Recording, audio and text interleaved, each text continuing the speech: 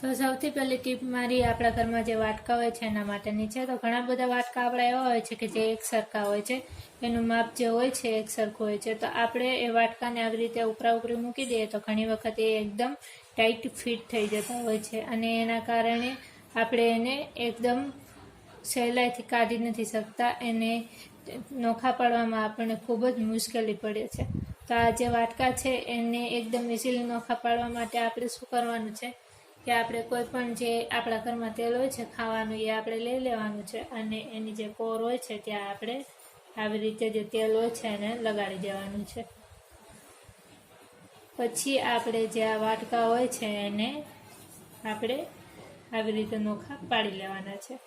તો આવી રીતે વાટકા જે હોય છે એ એકદમ ઇઝીલી નોખા પડી જાય છે।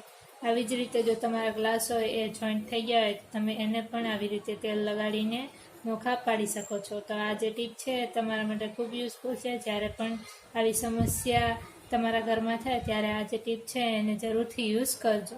તો આની પછીની ટીપ આપણે જોઈ લઈએ। તો નેક્સ્ટ ટીપ મારી લોટ ચાળવા માટેની છે। તો ઘણી વખત આપણે કોઈક એવું નાનું વાસણ હોય એની અંદર આપણે લોટ ચાળતા હોય તો જો લોટ હોય છે એ ઘણી વખત બહાર ઢોળાઈ જતો હોય છે।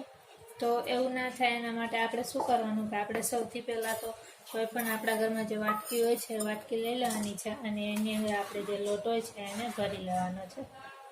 પછી આપણે જે આ વાટકી છે એની ઉપર જે આપણી ચાળણી હોય છે એ રાખવાની છે અને પછી જે આ ચાળણી છે એને આવી રીતે ઊંધી વાળી લેવાની છે અને પછી જે વાટકી હોય છે એને આપણે આવી રીતે ઘસવાની છે।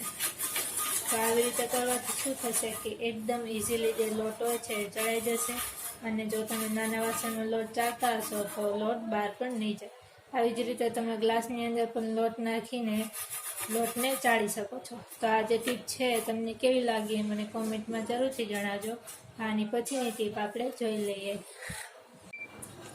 તો નેક્સ્ટ ટીપ મારી જે લાકડાનું વેલણ હોય છે એના માટેની છે। તો આ જે વેલણ હોય છે એને આપણે ધોઈને પછી આમ નામ મૂકી દઈએ તો થોડા સમય બાદ આની અંદર ફંગસ લાગી જતું હોય છે અને આપણું જે લાકડું હોય છે એ સડવા લાગે છે। આ જે વેલણ છે એકદમ તૂટી જાય છે। એવી જ રીતે આપણા ઘરમાં જો લાકડાની પાટલી હોય તો એમાં પણ એવું જ થાય છે, એમાં પણ તિરાડ પડી જતી હોય છે। તો આપણા ઘરમાં જે પણ કાંઈ લાકડાના વાસણ હોય છે એને આપણે લાંબો સમય સુધી સાચવીને કઈ રીતે રાખવા એના માટે હું તમને એક ટીપ જણાવું। તો જ્યારે પણ આપણે જે લાકડાના વાસણ હોય છે એને ધોઈને મૂકી દઈએ પછી આપણે શું કરવાનું કે આ જે લાકડાના વાસણ હોય છે એની ઉપર આપણે જે ખાવાનું તેલ હોય છે એ આવી રીતે લગાવીને પછી જ આપણે જે વાસણ હોય છે એને મૂકવાના છે।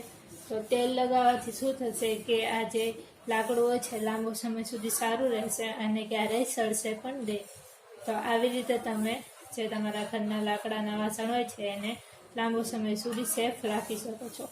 તો આ જે ટીપ છે એ તમારા ઘરમાં જેટલા પણ લાકડાના વાસણ હોય એની અંદર તમે યુઝ કરી શકો છો। તો આ જે ટીપ છે તમને કેવી લાગી મને કોમેન્ટમાં જરૂરથી જણાવજો। તો આની પછીની ટીપ આપણે જોઈ લઈએ। તો છેલ્લી ટીપ મારી કુકર માટેની છે। તો આપણે કુકરની અંદર જ્યારે પણ દાળ બાફીએ અથવા તો કોઈ પણ જે કઠોળ હોય છે એને આપણે બાફીએ તો ઘણી વખત આપણે દાળની અંદર અથવા તો કઠોળની અંદર આપણે વધારે થોડુંક પાણી નાખી દઈએ તો એ બધું જ પાણી ઉભરાઈને બહાર આવતું હોય છે। આપણું જે કુકર હોય છે ગંદુ થતું હોય છે, આપણો જે ગેસ અને પ્લેટફોર્મ હોય છે એ પણ ગંદુ થતું હોય છે। તો એવું ના થાય એના માટે આપણે શું કરવાનું કે આપણે જ્યારે પણ કંઈ પણ આપણે કુકરની અંદર બાફીએ ત્યારે આપણે કુકરની અંદર કોઈ પણ નાની એવી વાટકી આપણે લેવાની છે અને નાની એવી વાટકીને આપણે જે કુકર હોય છે એની અંદર મૂકી દેવાની છે। એવું કરવાથી શું થશે કે ક્યારે પણ તમે જો વધારે પાણી આની અંદર નાખી દીધું હોય ત્યાં પાણી ઉભરાઈને બહાર નહીં આવે અને તમારો ગેસ અને કુકર અને પ્લેટફોર્મ જે પણ કાંઈ હોય એ ખરાબ થશે નહીં। તો આવી રીતે તમે તમારું ગેસ અને કુકરને ખરાબ થવાથી બચાવી શકો છો। તો આજનો વિડીયો તમને પસંદ આવ્યો હોય તો વિડીયોને લાઈક શેર જરૂરથી કરતા જજો અને ચેનલ ઉપર નવા હોય તો ચેનલને સબસ્ક્રાઈબ જરૂરથી કરતા જજો। જોતા રહેજો વ્લોગર દિવ્યાને। તો કાલે પણ મળીશ તમને આવી જ અવનવી ટિપ્સ સાથે।